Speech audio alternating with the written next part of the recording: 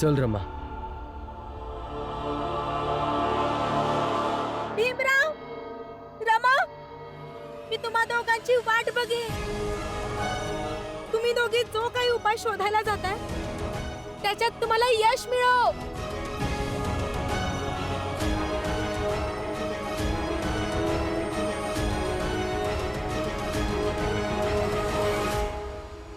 मालक, लय महत्वाची बातमी द्यायची होती तुम्हासनी. भीम पुन्हा काहीतरी नवा खेळ खेळणार आहे. हितेश, उगाच गोष्टींना फिरवून सांगू नकोस. खरं सांग, स्पष्ट सांग काय सांगायचं तुला. मालक, भीमरामा आताच चाळीतून निघाली आहेत आणि सांगून गेलेत की परवा कोर्टाच्या सुनावणीच्या आधी काय ना काही उपाय शोधून काढतील.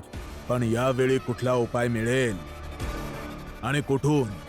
माफ करा मालक, पर भीम आणि रामा दोघे मिळून शोधायला गेलेत म्हणून भ्या वाटतंय. म्हणणं तर तुझं अगदी बरोबर आहे ते. त्या मूर्खांचं काही सांगता येत नाही. ते भीम रमा कुठे कुठे जात असतात, काय काय करतात यावर लक्ष ठेवावे लागेल. तसे ते पती पत्नी कोणत्या दिशेला गेले आहेत? उजव्या बाजूला. तुझा नमस्ते. प्रचंड देवजी, आपल्याला कसंही करून काहीही करून त्या भीमराव आणि रमाबाईला शोधावं लागेल. एक काम कर, विनय आणि त्याच्या मित्रांनाही बोला. सगळे मिळून त्याला शोधूया. हा भीमराव आपल्यापासून वाचून जाईल कुठे? रमा, आपल्याला सगळ्यात आधी सरांकडे जावं लागेल आणि हे सगळं आपल्याला नरोत्तम जोशी आणि प्रचंड देव पासून लपवून करावं लागेल. त्यांना अजिबात कळलं नाही पाहिजे आपण काय करायला जातोय, नाहीतर खूप मोठ्या अडचणीत सापडू. वय, तुम्ही बरोबर बोलताय. नाहीतर जोशीजी परत काहीतरी नाटक करतील आणि आपल्या मार्गात अडथळा बनतील. तो आहे भीमराव.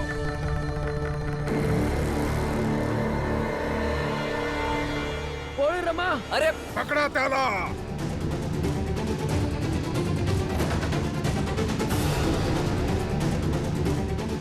याच्या मागे लपू. ये, लपून बस.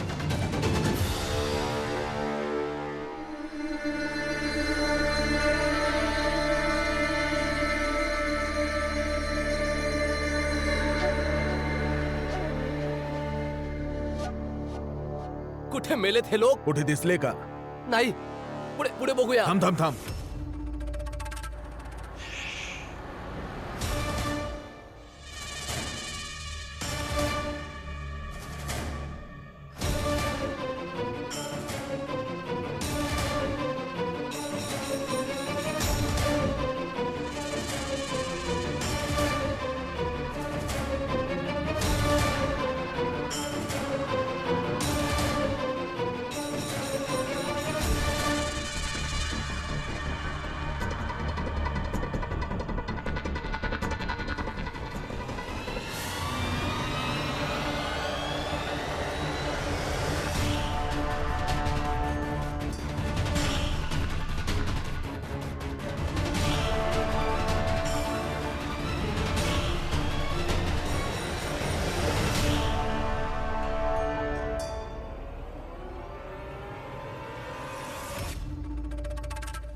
नरोत्तम, आम्हाला वाटतं की भीमराव यावेळेस काही मोठं करायचा विचार करत आहे. प्रचंड देवजी, कसला डोंबल करणार तो भीमराव?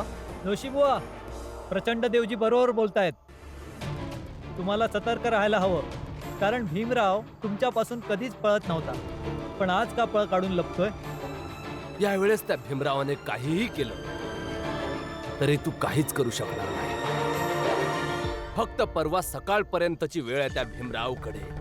परवाची सकाळ होताच चाळीतली एक एक व्यक्ती बनेल परदेशी मजूर. परवाची सकाळ होताच त्या सगळ्यांना जाण्यापासून कोणीही थांबवू शकणार नाही आणि नाही थांबवू शकणार मला जिंकण्यापासून. एक काम करा सगळे, मिळून सगळे त्याला पुन्हा शोधू आणि त्या भीमरावला शोधून ही माहिती काढू की या वेळेस तो काय करायचा विचार करतोय. चला.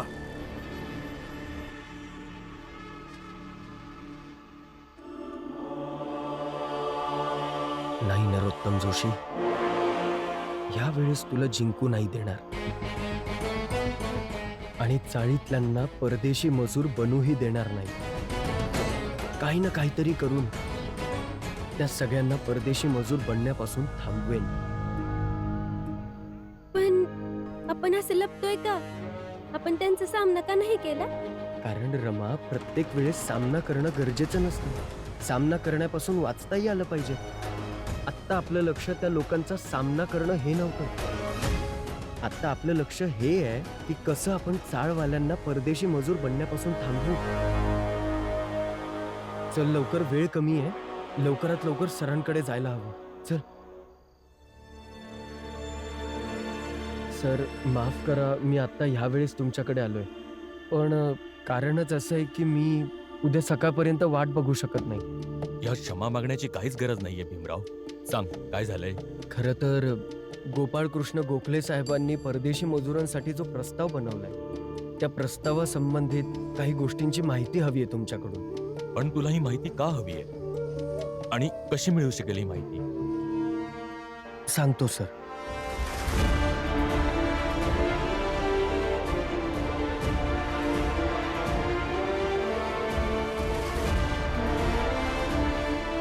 बरं, आपण गोखलेजींच्या मदतनीसाकडे जाऊ. जाऊयात. चल. बस हीच मदत हवी आहे तुमच्याकडून. जर तुम्ही आमचं हे काम केलं तर खूप उपकार होतील तुमचे. आणि याखेरीज दुसरा कोणता उपायही नाही आमच्याकडे. मी आमच्या चाळीतल्या लोकांची मदत करू इच्छितो. त्यांना असं संकटात सापडताना, त्यांचं नुकसान होताना मी बघू नाही शकत. भीमराव आंबेडकर, गोखले साहेब बोलले होते तुझ्याबद्दल, पण आता तुला बघून आणि तुला भेटून माझी खात्री पटली आहे की गोखले साहेब जे काही म्हणाले होते तुझ्याबद्दल ते अगदी योग्य होते. तू इथेच थांब, मी आलोच.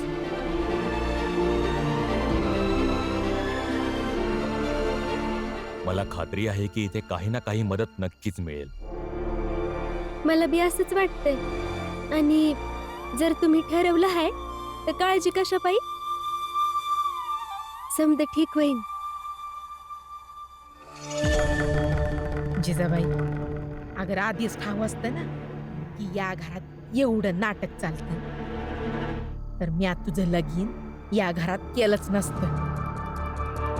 वाटलं होतं कुटुंब चांगलं आहे, लोक चांगली आहेत, जावई बी चांगले आहेत, पण इथं बघा समद उलटच आहे.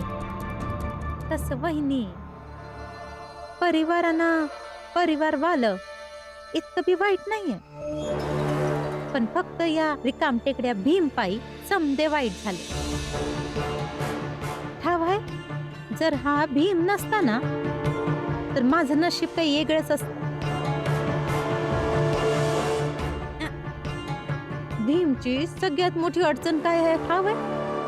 आपला परिवार, आपला बाप सोडून पूर्ण जगाचीच पडली आहे त्याला. त्यांच्यासाठी मरत असतो. बाहेर जाऊन समद्यांशी शत्रुत्व घेतो आणि मग समधी लोक चाळीमध्ये येतात. याच्या पायी समदा परिवार संकटात येतो. याच्या पायी तर किती वेळा उपाशी बी राहतात समधी. ठाव आहे तुम्हाला? खाऊ बी नाही शकत. ठाव नाही कधी कळणार याला की माझ्या पायी माझा परिवार किती त्रास भोगतो, किती काळजी करतो. माहित नाही त्यांना जाणीव होईल का नाही, पण ज्या दिवसाला जाणीव होईल तेव्हा सुधरेल. नाही वहिनी, भीम सुधारणार नाही तर जिजाबाईच्या बाजूने होईल. ही तर आपला स्वार्थ, आपला स्वतःच हित कसं काही घावेल, फक्त हा एकच विचार करत असते पर जिजाबाई, भीम माझा मुलगा आहे. तो स्वार्थी नाहीये. तो समद्यांचा विचार करतो. समद्यांच्या त्रासाला आपला त्रास समजतो. समद्यांची मदत करू इच्छितो. जोवर म्या जिता आहे तोवर म्या त्यासनी जाणीव होऊन देणार नाही. तुम्ही दोघी काळजी करू नका. अनवय जिजाबाई, वय स्वतःकडं बघ. आपल्या स्वाभिमानाला विचार की काय तू बरोबर आहेस. इथे रमा भीम ठाव नाही कसं आणि काय करत असतील. आणि इथं तुम्हा दोघींना तक्रार करण्यापासून वेळच नाही. पर का इतका तिरस्कार मनात भीमबद्दल? अरे इतकं बी करू नका की शरीरात अन्नाचा फायदाच होणार नाही आणि भीमबद्दल तिरस्कार तुमचं नुकसान करू लागल. खा खा, पण मनात काही क्लेश न ठेवता खा. खा. तुम्हा दोघींना विनंती आहे, जमलं तर सुधरा दोघी.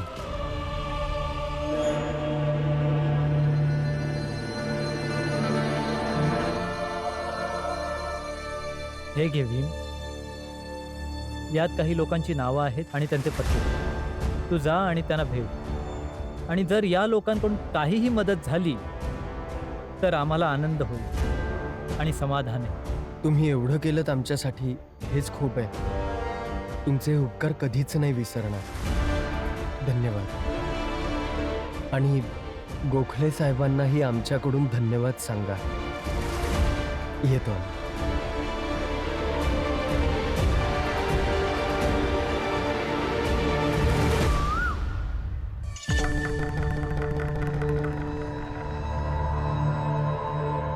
सापडला का? अरे तुम्ही लोक इथे आहात. दिसला भीमराव दिसला. नाही. समजत नाहीये कुठे कुठे निघून गेलाय मूर्ख. काय करत असेल? काय अहो जोशीजी, हा माहिती मिळाली काय त्या भीमरावची? बोला. कुठेच पत्ता लागला नाही जोशी बुवा. आणि अजून म्हणजे झोपही पूर्ण झाली नाही. त्या भीमरावला शोधण्यासाठी तुम्ही सकाळी सकाळी बोलवून घेतलं.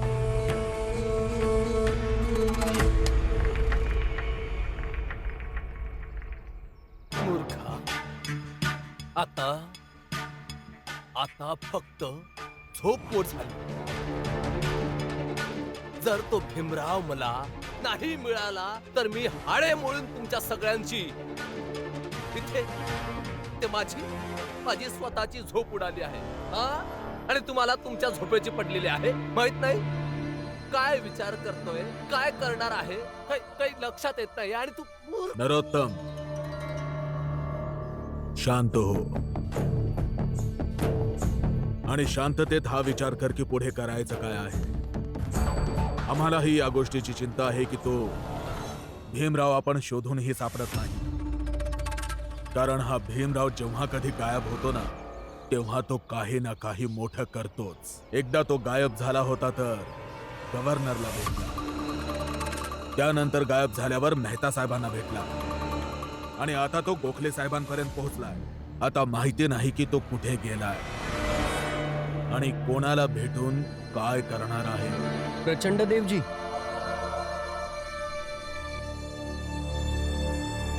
तसं आम्ही तुमच्या घरी गेलो होतो.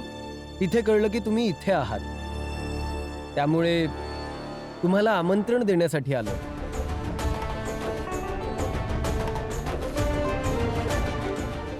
बरं झालं तुम्ही सगळे इथेच भेटलात. तुम्हा सगळ्यांनाही आम्ही आमंत्रित करतो की तुम्ही सगळे पण या.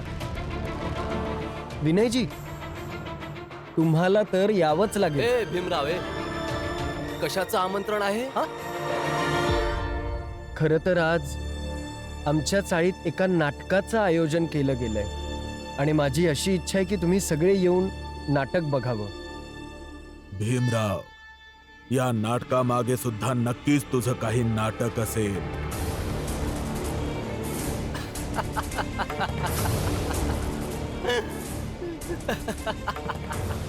ठीक आहे ठीक आहे ठीक आहे ठीक आहे. काय भीमराव, रामजींनी सल्ला दिला नाही म्हणजे स्वभाव आहे. सरकशीत नाटकं करून आलेला आहे ना. आता तू चाळीत नाटकं करणार आहेस. चांगलं आहे. बरं एक गोष्ट सांग, काय काय करशील तू? अभ्यासाचा ढोंग करशील, क्रिकेट खेळशील, नाटक करशील, आपल्या जातीच्या लोकांसाठी लढशील, लोकांच्या भविष्याची पर्वा करत करत बसशील आणि काय एक चांगला आणि योग्य सल्ला देऊ तुला. जास्त ओझं उचलू नको स्वतःच्या खाली. काय माहित ओझ्याखाली सगळ्या आनंदाचा निचरा होईल. जोशीजी, तुम्ही त्याची काळजी नका करू. माझ्या पतीला फक्त शिकायलाच आवडतं. ह्यांना शिकण्याचीच आवड आहे. पण काय करणार, तुमच्यासारखी लोक असतात जे रोज काय ना काय करतात. मग त्यांना बी हे समजा करावं लागतं. असो, हे सगळं सोडा. तुम्ही नाटक बघायला नक्की या. तुम्हाला लई मजा येईल. तसा या नाटकाचा विषय काय आहे?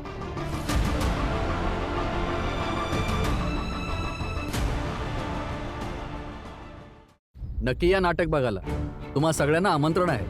जवळच्या चाळीतच नाटक आहे.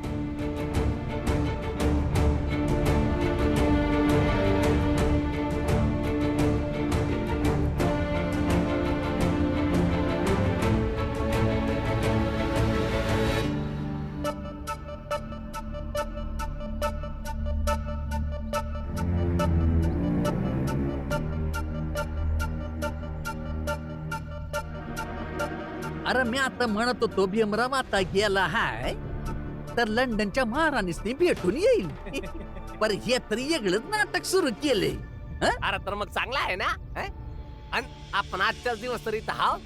तर आजचा दिवस हे नाटक बघण्यामध्ये आणि रात इथून जायच्या आनंदात निघून जाईल. या या या.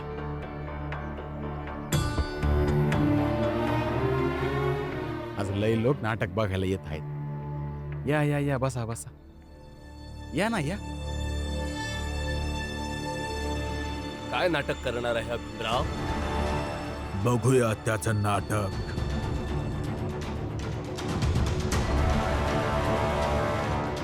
नमस्कार मालक.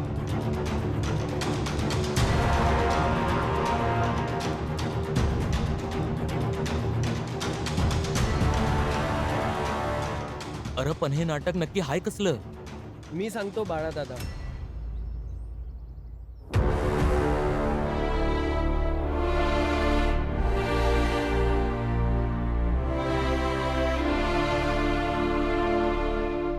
तुम्हा सगळ्यांचं आमच्या ह्या चाळीत मी स्वागत करतो आणि मी तुम्हा सगळ्यांचे खूप आभार मानू इच्छितो की तुम्ही सगळे नाटक बघण्यासाठी इथे आलात.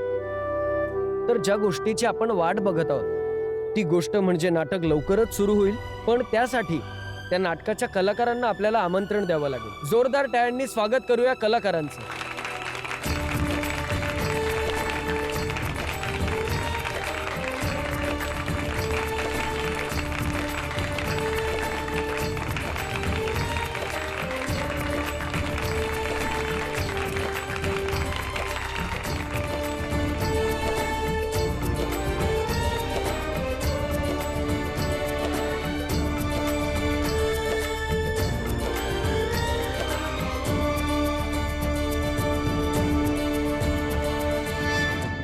प्रचंड देवजी, हे लोक आपल्यासारखे वेश परिधान करून का आले?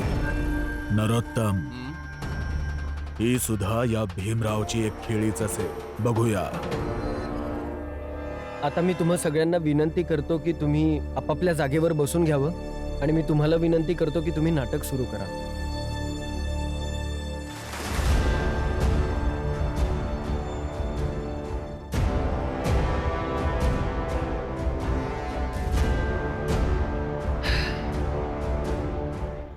बाबा, या सगळ्यांना थांबवण्याचा ह्यापेक्षा चांगला मार्ग नव्हता आमच्याकडे. बघूया काय होतंय.